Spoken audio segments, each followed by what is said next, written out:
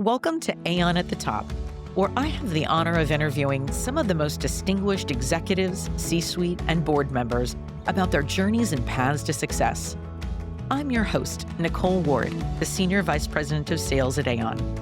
In this series, we draw out meaningful insights and candid perspectives on navigating to the top. At Aon, we help you make better business decisions by turning risk into resilience. And today, we get to welcome Board Director Yvonne Wassenaar. Yvonne Wassenaar is an accomplished C-level executive known for her extensive experience in scaling and transforming companies. Her career spans diverse environments, from startups to Fortune 500 corporations. Her ability to ask critical questions empowers leaders to excel, establishing her as a formidable senior advisor and board member. Yvonne currently serves on the boards of Arista Networks, Braze, JFrog, Rubrik, Infoblox, Elation, and the Easton Technology Management Center at UCLA. She also serves as a senior advisor to the Ontario Teachers Pension Plan and Lightspeed Venture Partners, in addition to advising AI and security startups. Previously, Yvonne was a board director for Forrester Research, Anaplan, MuleSoft, Bidium, Harvey Mudd College, and the Athena Alliance. Her prior executive roles include CEO of Puppet, CEO of Airware, CIO of New Relic, SVP of VMware, and partner at Accenture. Yvonne holds a BA in economics with a specialization in computing from UCLA and an MBA from the university's Anderson School of Business. Her market impact has earned her recognition as a woman of influence in Silicon Valley inclusion in the board's top 20, the SF Business Times Public Company CIO Award winner, and a Wall Street Journal Woman of Note. A mother of three, Yvonne is an avid traveler using her experiences abroad to deepen her understanding of human interaction and global dynamics. Yvonne, what an incredible background. I'm so grateful to have you here and really looking forward to jumping in. Wonderful. Thank you so much, Nicole, for inviting me to this podcast. I'm a huge fan and follower. I love the work that you do, and it's an honor and a privilege to be here. Thank you so much. Well, all right. Well, I'd love to talk and start off a little bit about sort of what is your or what has been your leadership journey. You know, you've held executive roles at powerhouse companies, VMware, New Relic, Puppet, and now you serve on boards like Forrester and Arista and many others that I mentioned. Can you walk us through your career arc, if you will, and sort of what's guided your decision-making at key inflection points along the way? Thank you so much. It's such a great question. And I do think one of the challenges, I feel very blessed to have the experiences that I've had. And sometimes when I hear people do my intro, I'm like, wow, that person sounds really impressive. I'm like, oh, wait, that's me. It didn't always feel so well orchestrated and planned out. And I think that's important for people to know that when you're in the thick of it, it can feel really messy. It can be really curvy. And it's only after the fact, oftentimes, that we can look back and see how the dots connected and see what made sense and how we got here. And for me, really, it's a lot of hard work, some amazing mentors and sponsors, sprinkled with a healthy dose of luck. I would say on the kind of career arc, as I look back on how did I get to where I am, the first phase was a lot of people pulling me up. The second phase was a lot of people pushing me out of the nest. And the third phase was really learning to be comfortable with that risk, that feeling of discomfort, and realize that maybe it's not as risky as it seems. So if I can give you a couple of stories to put that together, I think like many folks early in their career, you're really encouraged to work hard. You had to work hard to get into whatever college you went to. You had to work hard to get that promotion. And you're in this period of like working hard and I get promoted, working hard and I get promoted. And what I've come to recognize is you're not just automatically getting promoted. You're usually getting promoted because people higher up find that you make them successful. And so what happens is the people above you who've had the experience of working with you are like, wait, I just got promoted. I need to bring my team with me. And so I would say a lot of my early success was working for people who themselves were really successful, and I kind of drafted off of them. The challenge is you get higher and higher in the pyramid, there's just not as many spots. And some people call it politics or bureaucracy, but at the end of the day, there's fewer and fewer spots relative to the qualified number of people. And so the game gets harder to play, and you have to be more intentional. And I think for me, part of that intentionality is networking. Part of that intentionality is, figuring out what you want to do and articulating it. But really, a lot of my success came from what I call people pushing me out of the nest. And what I mean by that is I had been at Accenture for 17 years. That's a long time. I'd been a partner for 5. I was, very successful. I had an executive coach who was amazing. And she came in and she said, so you just got promoted within the partnership. So within the partnership, there's more levels than outside of it. And she said, what do you want to work on next? And I'm like, I don't know, maybe a double promotion. Let's challenge ourselves. And she was so funny. She said, well, do you want to be a consultant forever? And I was like, oh God, no. Like, it was visceral. And she's like, sweetie, I hate to break it to you, but that's all you've ever done. And quite frankly, if you want to do something other than consulting, you better do it before you're 45 or it'll be hard. And I know the only reason why she said you better do it before you're 45 is because I was already over 40. and we got into this long conversation around, like, why would it be hard? And, turns out operating roles are very different than being a partner in a consultancy firm. And, so we had some conversation around that, and she convinced me that it would be hard. And yet I was like, you don't get it though. Like, I'm a single mom with 3 young kids. I had 3 kids under 3 years of age. Like, I'm not about to go changing jobs and have chaos in my outside life when I already have chaos in my house. And she really pushed me and she said, Yvonne, why do you think that you couldn't find somebody who would hire you, who would give you the flexibility you need to be a single mom with 3 kids, any more so than you can find that at Accenture? And it didn't seem conceivable to me. But she was pretty adamant. She's like, I coach a lot of these executives. I've known you for years. You're one of the smartest people I know. Just go out and have the conversation.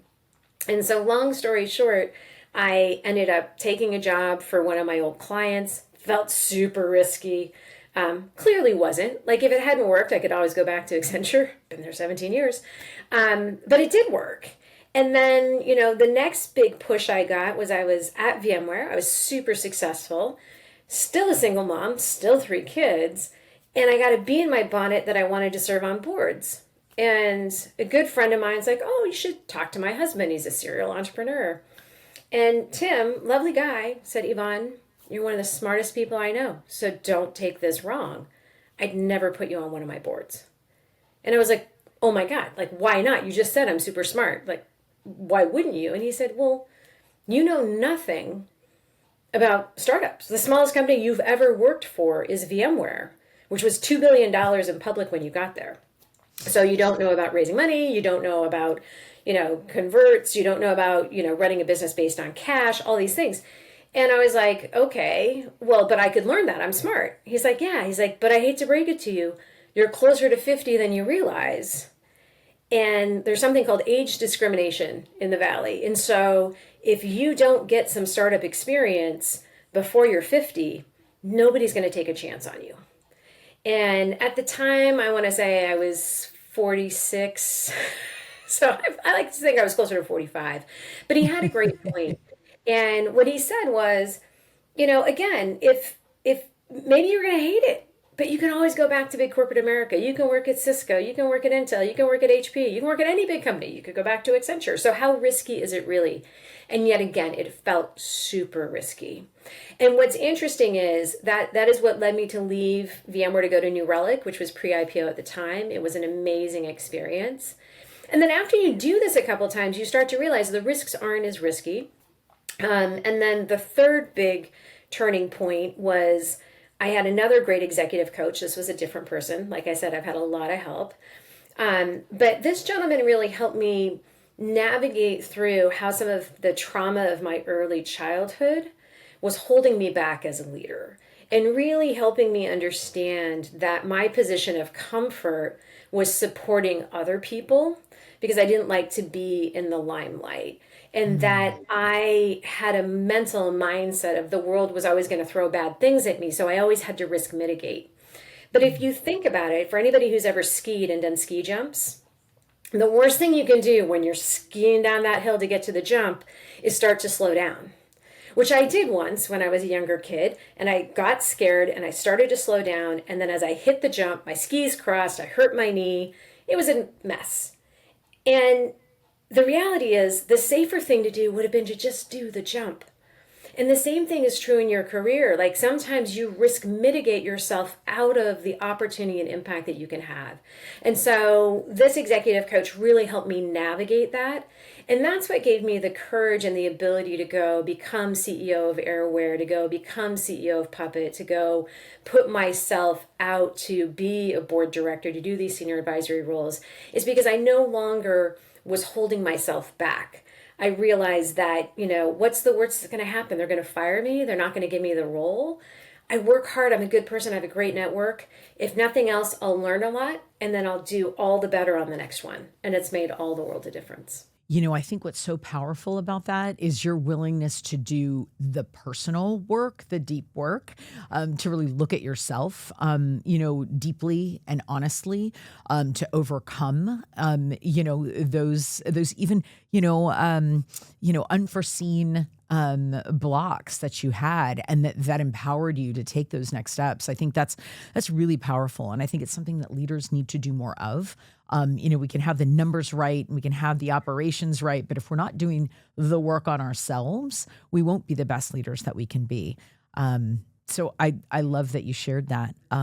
Yeah. And, when you think about, if we think about sort of turning risk, turning scary situations into opportunities for resilience, you've led organizations through periods of huge disruption and transformation and technological change and evolution.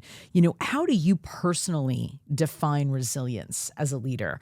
And how do you help instill that quality in the organizations that you advise or that you lead? Yeah. Resilience means a lot of different things to a lot of different people. To me, resilience is all about fighting through the hard times for something that matters to you personally, something that matters to your family, something that matters at work.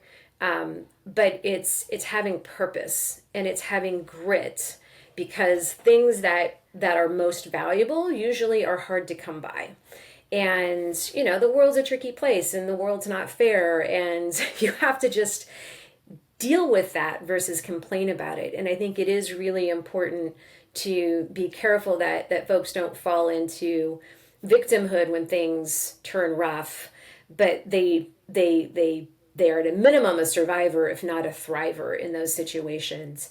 And what I have found in my own personal existence, but also very importantly as a leader, is those same principles apply. Like if you want to see companies that navigate super hard times and bumps in the road well, they're companies that have deep purpose. They're companies that are very mission driven. There are companies that believe it is worth fighting for, even if they're not guaranteed success. And what I've learned to do, and I've been in charge of turning around numerous companies from different positions, is to really focus on why are we here? What are we trying to do? Why does that matter? And does it matter to you? And if it doesn't matter to you, thank you for being honest. And life is short. Go find something that does matter to you. But if this is what matters to you, then let's go on this journey together. And I cannot promise you that we're going to IPO or that you're going to become a billionaire. What I can promise you is if you really care about this, that we're going to give it everything that we have, that we're going to be creative, we're going to be resilient, and you will learn and grow more than you ever have at any other point in your career. And that is what matters. What matters is the intentionality. What matters is the journey. And the rest really isn't in our control. But what needs to happen will happen, and we'll all be in a better place. And I cannot tell you how effective it is when you give people permission to leave if they don't align with that purpose. And when you focus on a coherent group and team that actually cares about something, it is amazing what you can accomplish. And one of the startups I ran didn't have a great financial outcome. And I felt horrible. I hadn't even been there the whole time. And the CTO, who'd been there for 12 years, came up to me and he said, Yvonne, he goes, you shouldn't feel bad. He goes, this has been the most incredible ride of my life. I have gotten to build things I never thought I could build. I had gotten to go on boondoggles and have experiences. Like, I have made so many best friends. I got married, like half the company was there. He's like, yeah, we didn't make a lot of money, but life's not about money. And he's gone on to be very successful, as have many people from that company. And I think that is because, and this is why I think a lot of people like working at startups, is you tend to have that passion, you tend to have that purpose. And I think that's why so many people are serial startup people, is not every company is a success, but every company is a learning experience that makes you better and builds greater community and network. The theme in all of that is your grit. Tell me where that comes from. Yeah, my grit comes from a challenging childhood. Well, I mean, I would say part of it is actually, if I take a step back, my parents immigrated to this country from Holland in 1960, and they were the only ones in their families that left. So they both left 4 siblings, their parents, their aunts, their uncles, everybody behind. And I am a big believer that some of it is just the DNA. Some of it is certain people are born with a desire to travel, a desire to explore, and have a certain level of resiliency that's like just through DNA gets passed down through the generations, which is survival. The other part of it is really from my childhood. My parents got divorced when I was 4. I had an abusive, alcoholic stepfather. And so my way of coping with that was really to find my own path in life. And I was very driven from a very early age to be independent and to be able to solve my own problems. So I skipped a year of high school. I went to college at the age of 16, didn't look back. Really gained a lot of self-belief through that process. That self-belief was deeply strengthened by the experience I had with my fiance, who we met when I was in my 30s. He unfortunately got diagnosed with a B-cell lymphoma, which was supposed to be very treatable. He ended up with a T-cell lymphoma, which ended up causing him to pass away 2 months later. But going through that experience with him, I was 36 when he passed away, was really surreal on a couple of fronts. One was when we came home with the help of hospice service, his oncologist, who was the most lovely woman in the world, I don't know how they do their job because it's so hard, but she had pulled me aside. It was a Friday, and she handed me this yellow sheet of paper, and she said, so if he passes away, this is the number you call. And it had never occurred to me, even though we were like living in the hospital and going through all this chemo, and I knew it was a terminal type of cancer, and he was going through experimental treatment, like it hadn't really connected that he might die because we were both very young. And I remember asking her, I'm like, well, how long do you think he might live? And she's like, well, we would never tell him this, but he most likely won't survive the weekend. And the reason for that is because in the hospital, he was getting blood transfusions every other day because he had a bone marrow cancer, so he couldn't create enough blood to keep his body alive. And when you go home with hospice, you don't get blood transfusions. And so her comment was very logical. What's amazing, and I feel very blessed to say, is that he survived for another 4.5 weeks. And there's no medical explanation for it. And I believe he survived because he had things to do. Like his family, his three surviving brothers all lived in different parts of the world. My sister was living in Holland at the time. He wanted to make sure I was going to be okay. And he ended up passing away very peacefully in our house. But that really struck me very, very deeply, which is none of us really know what we're capable of until the time calls upon us to bring it forward. And it doesn't mean that you have to have tragedy in your life to build that. I actually believe we all have it inherently within us. And life just picks different times and different occasions to pull that forward. But if we really care about something, if we're really passionate about something, it's amazing what any of us can do. What an incredible story. Thank you so much for sharing that. And I think, that would definitely, I can imagine, instill a sense of grit and purpose and why within you to go through something like that, and I wonder, have there been one or two mentors for you along the way that have also helped you kind of shape your whether it was your career decisions, your life decisions, people that really stand out as pillars for you along the way? Yeah, I have so many. I mean, I would go back and start with some amazing teachers that I had when I was in elementary school who, I'm going to get a little teary-eyed. I was a quiet kid and I really applied myself at school. But I think inherently they pretty much knew not everything was rosy at home.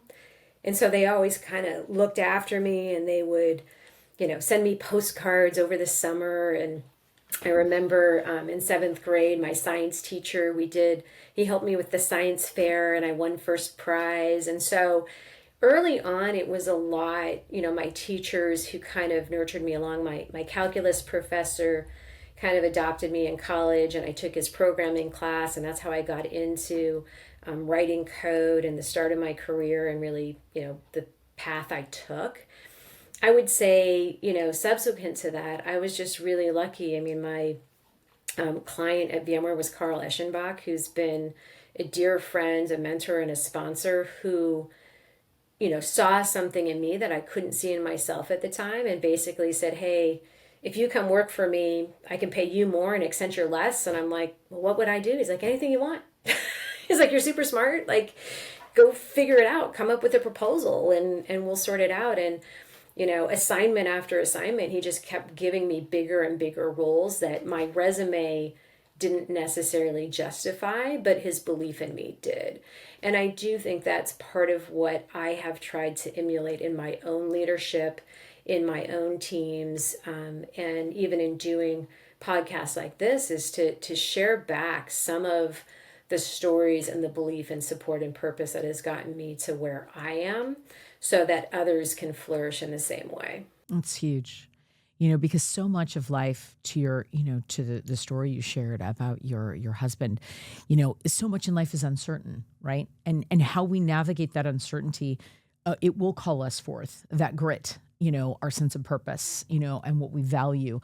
Through those times, it'll require it. And so I wonder, when you think about, both as an operator and a board member, how should companies or leaders be preparing for uncertainty, right? Whether it's, a cyber threat, macroeconomic shifts going on, or, leaders with black swan events, what do you think separates the companies that really thrive from those, those uncertain times and how they respond to it, versus others that falter, when there's real volatility? Yeah. The natural reaction that people tend to have when there's uncertainty is fear. And when there's fear is people tend to freeze. They tend to get stuck in their tracks. They tend to get paralyzed. If they do move, it tends to be very short-term type of movement and action. And, they oftentimes tend to try to do the right thing by being nice and kind, which is makes all the sense in the world for people who lead from the heart and who want to be good people and have great impact in the world. Unfortunately, when times are hard and there's a lot of risks, that's when we need to be the most planful and the most creative, and we need to move the most quickly, and we have to make the hardest decisions, not just for the short term, but for the long term. And what I mean by that is, for example, when COVID hit, and some of this comes from having been a strategy consultant for so long, nobody knew what was going to happen. And one of the things that we were able to do at the company that I was running was say, well, we don't know what's happening, but let's get super creative and say, what are 3 potential futures that might emerge in the next 2 to 3 years? And we had one that was, everything goes to hell in a handbasket. And there's a massive recession and, people are going out of business. And then we had another one, which was, everything's going to go to the cloud and everything's going to be remote work. And, then we had a third one. We just came up with these wildly different scenarios. And then we said, okay, what would we do in each of those scenarios? What would be considered valuable from our customers? What would, be needed by our employees? What would be happening in the competitive environments? What would be happening to our balance sheet? Like what are all the things that would happen? And based on that, we would say, okay, well, look at this. There's some common steps across all 3 of those scenarios that seem like they would make sense. So why don't we start doing the things that make sense? And one of those things was downsizing the company a bit to fortify the balance sheet, to give us more optionality. Super hard decision, but we knew why we were doing it, and we knew we were doing it to strengthen our long-term success of survival. And we did it early so that we could treat employees as best as possible, and they could get out before all the other jobs went away and all of those things happened. And then what we did is we built a scorecard that we reviewed with the board every time we got together that had what are the indicators, internal and external, that help us understand which of these futures we are moving towards. And since we'd already thought about what we'd want to be doing in those scenarios, we already had the playbook. So as the future became clearer to us, we could again move more quickly. And it seems like a really simple practice, and it actually is a really simple practice, but it's super important because as a leader, everybody else is freaking out. Your job is to create calm. Your job is to remind people what we believe in and how we're going to materialize that to the best of our ability in these changing times. And I think the exact same thing is true now with AI. You can say, what are the 3 possible scenarios, as wildly different as we can create, for how AI might impact our industry, our company? And then as we look at that, what are some things we should be doing now? And that's where a lot of companies, a lot of the best companies are like, we have no idea what's going to happen with AI, but we know that we need our employees to be agile thinkers. We know we need them to be curious. We know we need them to be experimenting with tools. So there's a lot of companies that are letting their engineers use whatever code assistant they want or anything just to build the muscle. And then they'll figure out what they're going to do long term. They're not being held back of, oh my gosh, well, if everybody used this tool and we did all this, it costs this much, and then we're going to scale it out and then we're going to be dead. No, they're what can we do now to fortify those things that we know will be important in any scenario? And then as the scenario becomes clearer, we know what to do. I think that's such genius thinking, when you're okay, what are the 3 plausible futures? And then what are we living into? And then having that sort of, like you say, that default roadmap. So you've got some guideposts along whichever path ends up materializing, right? I think that's great thinking. And, pivoting into the boardroom a little bit. So with your board hat on, I know that you sit on several public and private company boards. What are the shifts that you've seen in what boards are prioritizing today, especially regarding innovation, ESG, human capital, all the things, AI, et cetera, cybersecurity. Do you see the role of the board sort of evolving in the next 5 to 10 years in light of all those things? Yeah, The boardroom is definitely evolving. What's interesting is the boardroom's been evolving probably for the last 5 to 10 years a lot, and it will continue to do so. I would say, because I do have visibility across different types of boards, different industry boards, through my friends and networks, the future is here. It's just not spread equally. So some boards are more evolved than others, but I think we're all moving in the same direction. And AI and cyber and all those things are super important. I think the thing that is most common, and I think it's a very positive trend, is there's a much greater appreciation in the private markets for the value of independent board directors, whether it's private equity or venture backed. The CEOs are realizing having somebody who's not deeply wed to a big chunk of the cap table and what valuation they came in at, and who has experience being an operator, can bring a lot of value. They bring a different perspective in the room. So I've seen a much larger uptick in the number of folks in the private realm who are really valuing having independence, which I think is great on so many fronts. The other thing that I'd say on the public company front is not only are we seeing different skill sets come into the boardroom, we're actually seeing a value of having more engagement. And I want to be really clear on the type of engagement, because one of the big roadblocks for people trying to get on boards is they present themselves as an operator versus as a strategic advisor. And what I mean by that in a super simple example is, if I'm interviewing for a board role for a company that is struggling to sell from directly to users to selling higher up in the value chain. If I go in and I say, oh yeah, I've seen that challenge a lot, and I'm curious, like, how are you segmenting the field? And, have you worked with somebody to build out a really compelling value proposition? And what are your comp structures like? Those are brilliant questions. The challenge is they're brilliant questions for a CRO to be asking. As a board member, you want to be asking, gosh, this is really challenging. I've seen this a lot of times. How much of this is a product market fit problem versus a go-to-market problem? And most CEOs are going to go like, what do you mean? Well, while in the technology space, a lot of users care about feature functionality, a lot of CIOs care about security, scalability, reliability.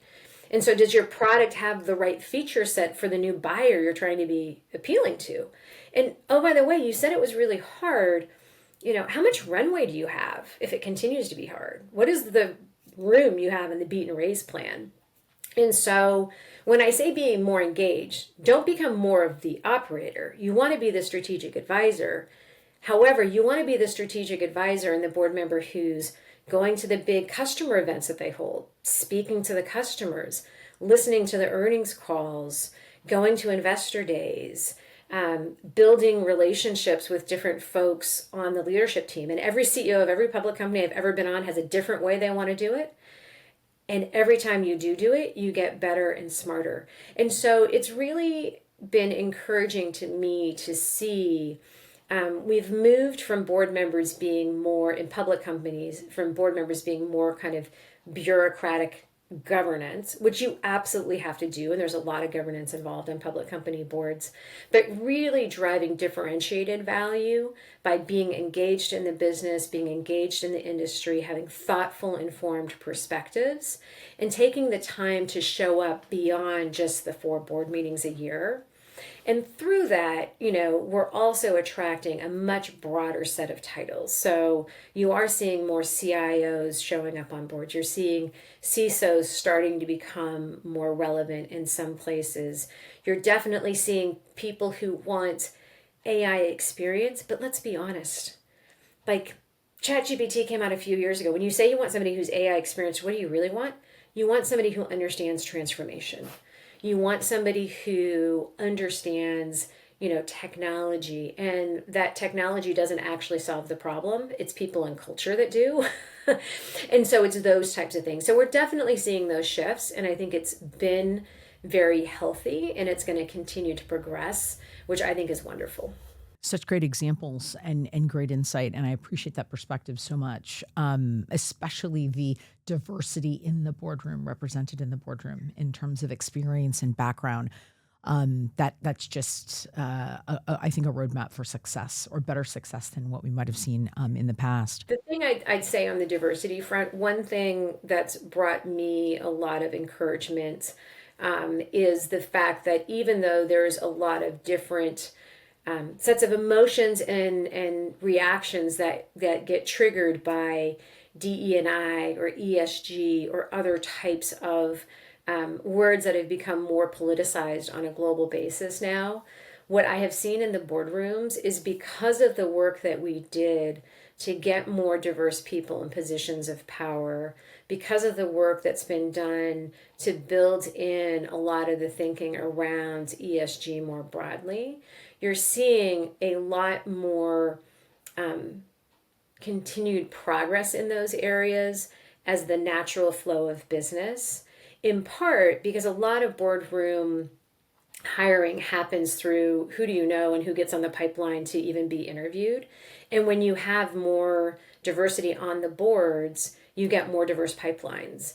And when you have CEOs and board members who've seen the business returns of having broader thinking and more diversity, they want to continue that. And so I do tend to be a little bit more optimistic than some, that even though not all companies are reporting to the same level on what they're doing, that we have a strong enough foundation and understanding that we're not slipping entirely backwards. Again, it's going to vary by industry, it's going to vary by company, but I do see some glimmers of hope, which I'm really excited about. That's great. Yeah, I had a question down the road that I was going to ask you around that, so I appreciate you speaking to it, because I do think that we need to move beyond lip service and actually really move into creating those truly inclusive environments. Right?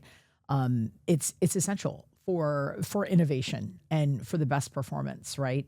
So I appreciate that. I was going to ask you just a question in terms of leadership and action, and getting from you like an example of a high stakes situation where you had a decision or two to make that came with a huge risk. And maybe for the audience that's aspiring to the C-suite or aspiring to the boardroom, what were some of the real thinking that you did as you had to navigate that situation where there were a lot of stakeholders, a lot of risk? Can you share a specific example? When I think about risky leadership decisions, what immediately comes to mind are actually two very different type of examples, but I think both relevant to people who are, growing in the C-suite board level or aspire to be there.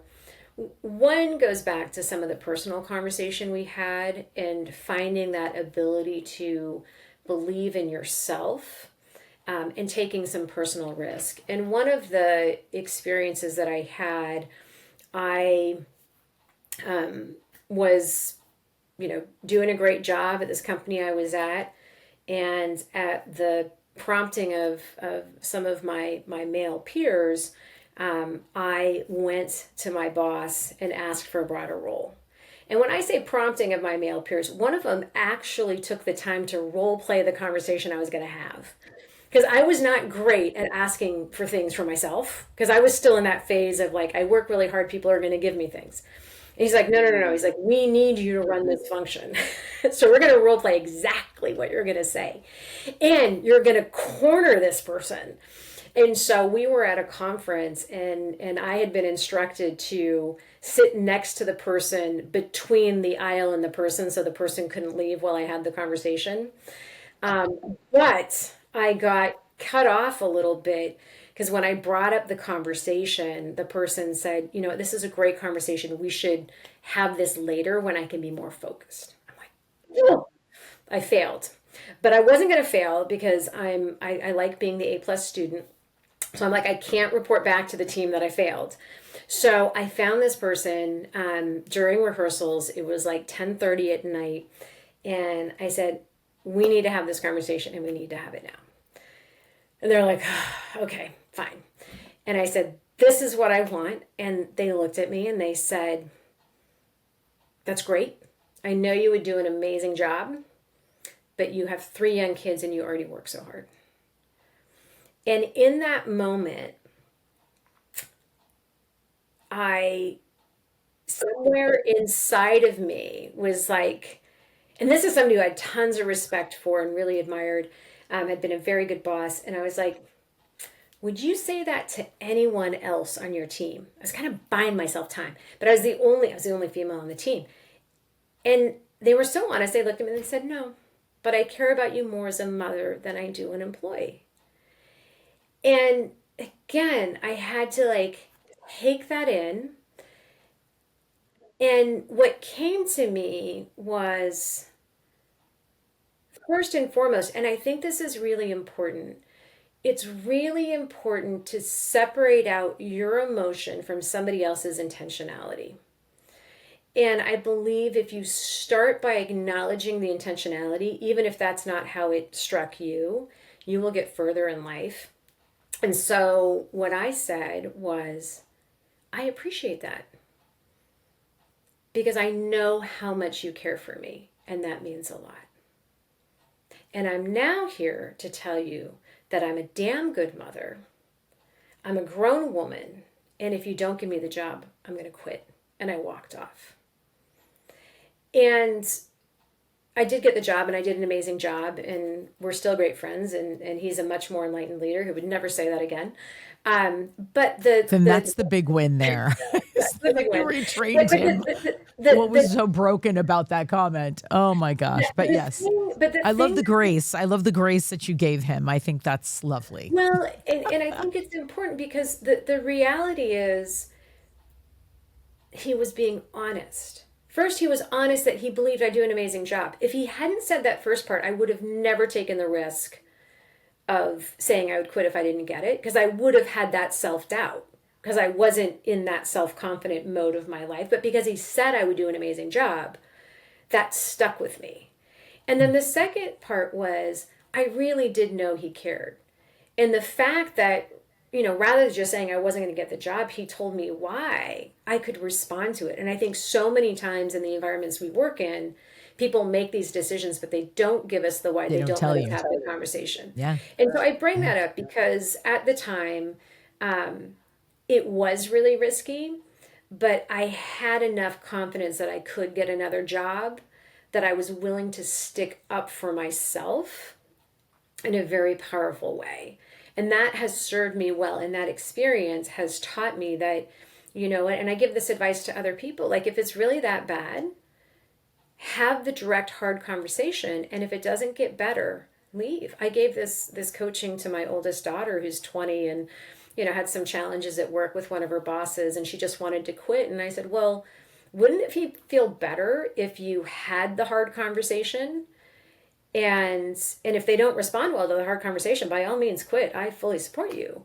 But you'll have a sense of closure. And, sure enough, she had the conversation and her boss, figured it out and she still works there. And she feels much more empowered. And so I do think the first risk is being able to stand up for yourself and what you believe in, and trust yourself. And that is harder to do than it is to say.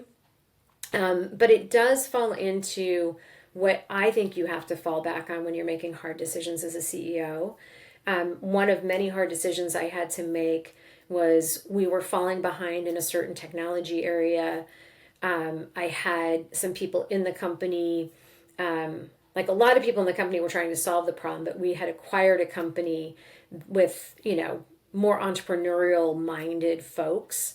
And there was this big debate whether they should be broken off as a separate group just to innovate on their own, or whether they should be innovating as part of the mothership. And I got told, Yvonne, if you break that out, like all these people are going to quit and disaster is going to strike. And like, it was nothing but doom and gloom. And I took that input and I spoke to a bunch of my peers and colleagues outside. I did a bunch of my own research. I used to be a strategy consultant and I concluded, you know what? For this group to work at the pace it needs to work, it needs to be separate. And I separated it out. And all said and done, one person quit. Not like the 20 that they threatened. Like literally somebody came to me with like a list of names. I'm like, they're not quitting. but you don't know. And the reality is back to purpose. Even if they would have quit, it would have been fine. I think one of the most comforting things I heard was an interview when somebody was telling a Steve Jobs story. And they said when Steve Jobs went back to Apple, he walked into this one, department room and he said, "You're all fired." And he followed it up with, "And just to be clear, I know I'm making some mistakes with this. That some of you are amazing and I shouldn't fire you. But at the end of the day, I don't have time to sort out who's who. And you're all going to be fine somewhere else. So you're fired." And it was so comforting to me. And I tell people this all the time. I am probably not making all the right decisions, but that's okay. Nobody does. What is worse is spending a lot of time trying to make the perfect decision, which you're still not going to make. And so I tell people, my friends, when I've had to do layoffs or let people go, like, don't take it personally. The person could be making a horrible mistake.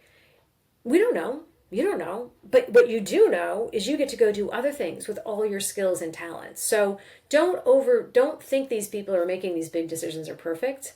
And if you don't like the decision, that's fine.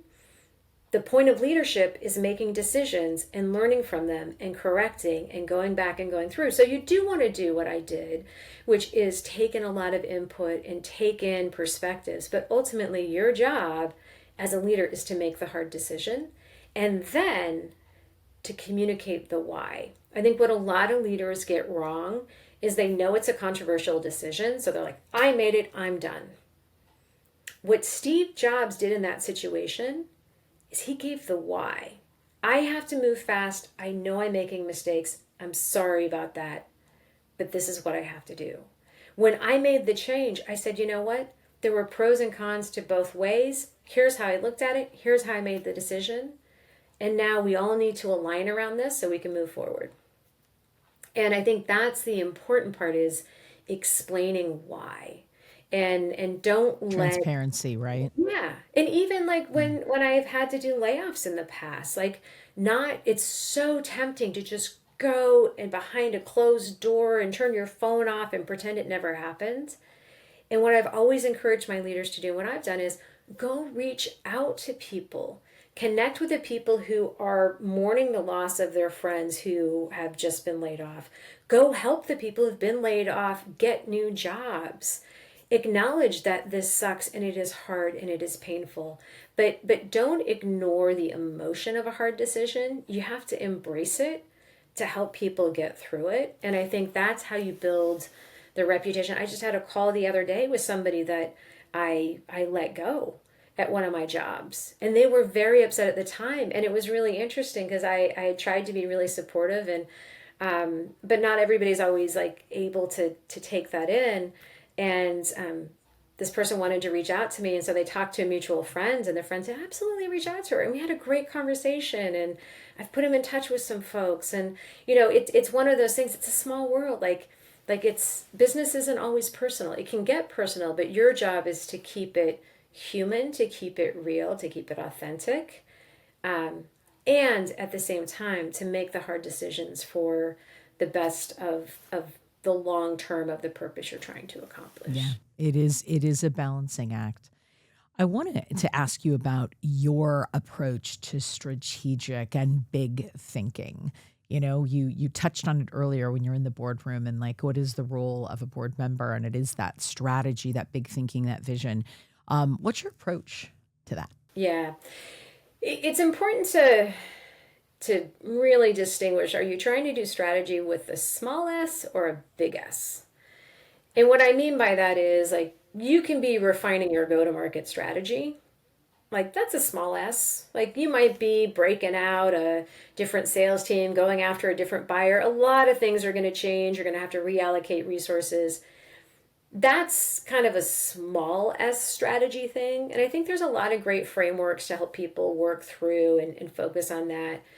What I find people struggle more with is the capital S strategy. And we're seeing it right now in AI. Like a lot of companies have the small s strategy around AI. Okay, we're going to use code development tools. We're going to use Copilot. We're going to, add a chat bot for whatever tool we have. Like that's Right, the right. strategy.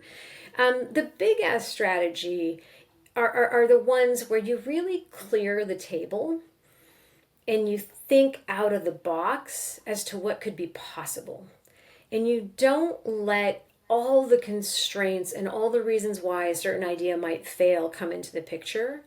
And so a great strategy has a true freeness to it. It's why people try to do strategic offsites, to get away from the constraints of the business you have today, to think about in non-judgmental terms what could be possible, what might be possible, what's precious, what's not precious, to come up with as many different ideas as you can, and then to sort through those ideas to get to something that is truly transformational, that is truly next generation thinking. And an example I'll give you from one of the companies I work with is Bipple at Rubrik. Rubrik started off as a backup and recovery company. They kind of transformed into a cyber resiliency company. In many regards, they created that space, and a lot of their competitors kind of followed with that direction. And in AI, they did the same thing. They have Ruby, which is their AI chatbot. But what Bipple did, and it took a while, like it took a lot of conversations. We had conversations in the boardroom, but the real credit goes to Bipple and some of the others that he worked on this with. He was able to identify that the true differentiation at Rubrik is the data. And what could you do with that data in a new world of AI that would be differentiated and transformational? And he came up with this concept of Annapurna and made a big announcement at AWS. And so now if you listen to the earnings call, Rubrik is the cybersecurity and AI company. He did a acquisition of a company called Predibase to help build out the ability to do some fine tuning around this new concept of how you think about really integrating AI into everything that you do, and creating kind of a third chapter for the company well before most people have even conceived what's possible. And I hold that out as an example because we are stuck right now in a lot of little s strategy. One technique that I'd never heard of described this way, but I just heard a great speaker at a conference, Annie Dukes, and she shared the concept of monkeys and pedestals, which really comes from Astro at Google's Moonshot Factory. But what the basic concept is if you have this idea and you want to have a monkey juggling, fire sticks sitting on a pedestal, where should you start? A lot of people are going to start with the pedestal because that's the easy part. And what Astro says is, no, you want to see if it's even possible to train a monkey to juggle flame sticks, because if they can't, you don't even need the pedestal. and the moral of the story is, when you come up with these really big, crazy strategies, people's inclination is to start with the easy things. Okay, we'll do these easy things that will get us there.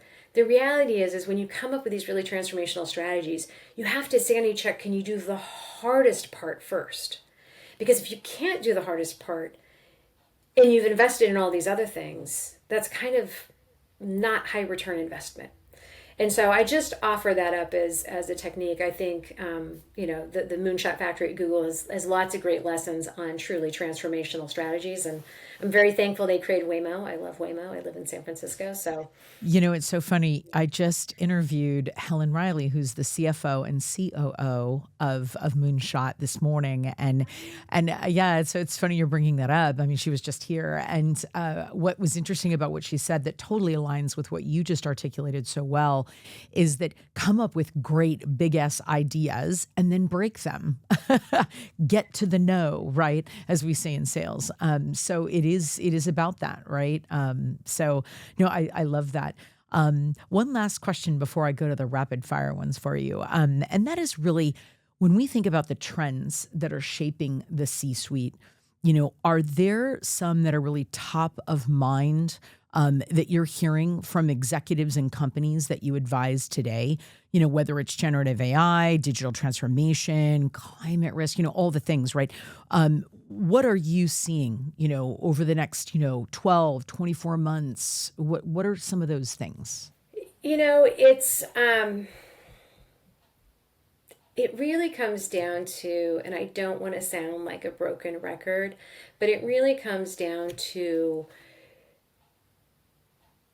how fast is AI going to change the world around us? And are we going to be a winner or a loser when that all plays out? And there's a lot in there. I mean, one thing coming out of the ZERP era into today's reality is we need to have more profitability. We have to have stronger balance sheets. And so there's a lot of AI that can help with that. But more importantly, people are trying to figure out, how long do I have to figure out my big S strategy?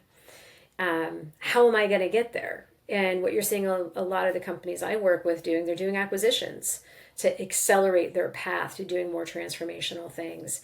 But I'd say the number one conversation is around that. And that conversation can't be had without having a conversation around people and talent. And so there's a lot of conversation around, how do cultures need to shift? How do organization structures need to shift? How do incentives need to shift? How does recruiting need to shift? How does education need to shift to ensure that we have the talent to survive in this new big ass strategy world? And my fear is, we're going to stumble a lot along the way. So I'll give you an example. There was a team that did a hackathon, and they came up with this great AI, a way to ease the pain of performance reviews. And it's wonderful. It can scrape calendars. It can look at outputs. It can basically write the review for you. And wouldn't that be wonderful? Amazing. Yeah. And yet, that's not how people grow and learn. It's not about giving them the data. It's about having the conversation. It's about giving them the tips real time. It's about helping them see the blind spots. And AI is not going to do that. And so it's really important to understand what is realistic of what AI can do and what isn't. Also, greenfield's always easy. And so right now we're like, oh, it's great. We'll have AI write all the code. We'll have AI write all the contracts. And we'll have the senior people review it. Okay. Well, when those senior people retire, what happens? And what's happening to all these people who are graduating from college, who are lawyers, who are engineers or whatever? So we just need to think not just about the first move, but again, we have to play chess, not checkers. We have to think about, what do the next 4 or 5 moves look like? And so are we doing the right things today so that when that 5th move plays out, we're in a winning position? And a lot of people are only looking at that first move, and they're going to find they're on the wrong path. So I do think we're going to go through some growing pains. It's fine. Every transition we've been through, there's growing pains. But the more we can be conscious about it and help each other out about it, I think the better off we'll be. Yeah, good thinking there. Thank you. I appreciate that. I've got a few fast take, speed questions for you if you're game. Yeah. All right. So what's one book that you think every leader should read? My favorite, and I'm going to admit, I haven't actually read the book, but I heard an incredible podcast by Oprah.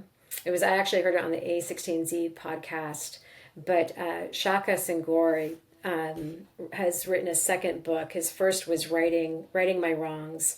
This one is called How to Free Yourself, How to Be Free. And the author, you can listen to the podcast to hear the whole story, but the short story is 19, he shot and killed somebody. He spent 19 years in jail. I believe it was 7 of that in solitary confinement. And instead of going crazy, he really was able to get into his own mind and learn and understand a lot of what we were talking about here, a lot about how your own childhood and environment leads you to make certain decisions. And some of the things that he talks about, one is that, success and failure isn't just one step. Like if you're successful, you've probably taken many reinforcing steps to get to that success. If you failed, you probably took many steps in that direction. And he gives the example of, like, my failure, was not, I made a lot of bad choices getting to killing somebody, which I should have never done. But my bad choices started well before that day. It started when I bought a gun and then I put myself in these situations.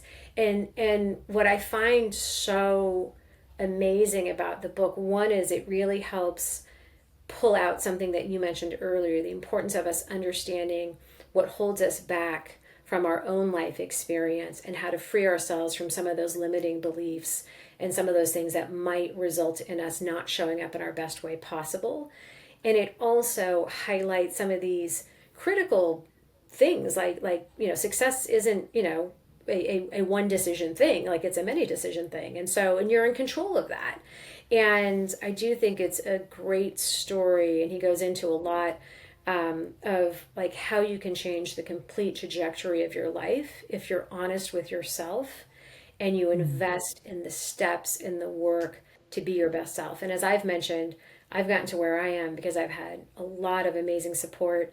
Some of that was obviously mentors and sponsors. A lot of that was executive coaches, which ultimately became executive coaches / therapists, which ultimately became therapists. and I would say going through all of that and becoming more grounded in myself, I can show up more grounded as a leader. Absolutely. Well, I love that. That's excellent about the book and the recommendation. What a great story. What is a risk that you're really glad you took? Oh, so many of them. I would say probably my favorite one is having my kids. It was a big decision after Kevin passed away to, at 36, go on and have his kids myself. It's a lot to be a mother and to raise a family.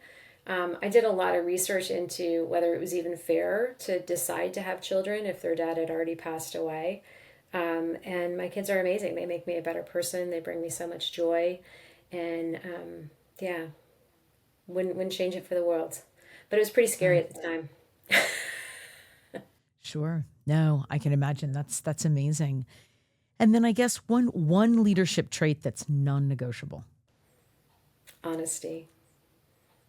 You can tell me anything, but don't lie. Don't lie. I can deal with anything, but just don't lie. Yeah. No, I love it. Well, if people want to find you or follow you or, aspire to be you, where can they go to seek you out? Yeah, probably the best place is LinkedIn. I will admit I do not do a lot on social media. Part of that is you only have so many hours in a day. So I read a lot on social media, but I don't post a lot. But LinkedIn is probably the best place. And I do read a lot of other posts and I do repost things that I'm passionate about. So I would say that. Fantastic.